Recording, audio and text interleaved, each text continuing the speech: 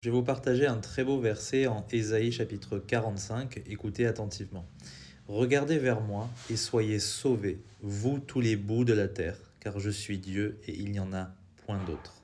Vous voyez, Dieu il demande de regarder à lui pour être délivré. Et je vais vous expliquer à quoi ça fait référence. En Nombre chapitre 21, vous avez un passage très connu où vous avez le peuple de Dieu qui murmure encore une fois dans le désert et Dieu fait venir des serpents pour les punir. Donc le peuple vient près de Moïse pour qu'il intercède en leur faveur auprès de Dieu. Et regardez ce que Dieu demande à Moïse de faire.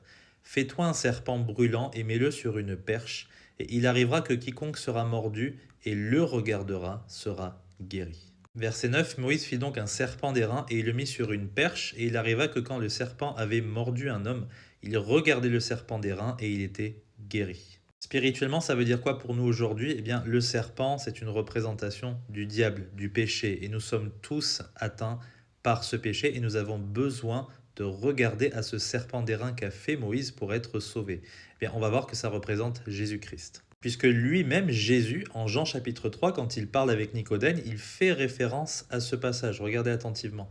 Et comme Moïse éleva le serpent dans le désert, de même il faut que le Fils de l'homme soit élevé. Donc Jésus, il parle de lui-même en tant que le Fils de l'homme qui doit être élevé comme ce serpent sur la perche, afin que quiconque croit en lui ne périsse point, mais qu'il ait la vie éternelle. Et juste après, il va encore répéter, car Dieu a tant aimé le monde qu'il a donné son seul Fils engendré, afin que quiconque croit en lui ne périsse pas, mais qu'il ait la vie éternelle. Donc vous voyez que Ésaïe préfigure, annonce à l'avance qu'il faudra regarder vers Dieu et donc vers Jésus-Christ pour être sauvé. Et Jésus le dit lui-même en Jean chapitre 6 verset 40 pour que ce soit encore plus clair. C'est ici la volonté de celui qui m'a envoyé, le Père, que quiconque contemple le Fils et croit en lui ait la vie éternelle, et je le ressusciterai au dernier jour. Non seulement Jésus nous sauve, mais il nous sauve une fois pour toutes, définitivement. Vous ne pourrez jamais perdre votre salut, vous ne pourrez plus jamais mourir. Vous êtes définitivement passé de la mort à la vie, et il va vous ressusciter pour sûr. Que Dieu vous bénisse.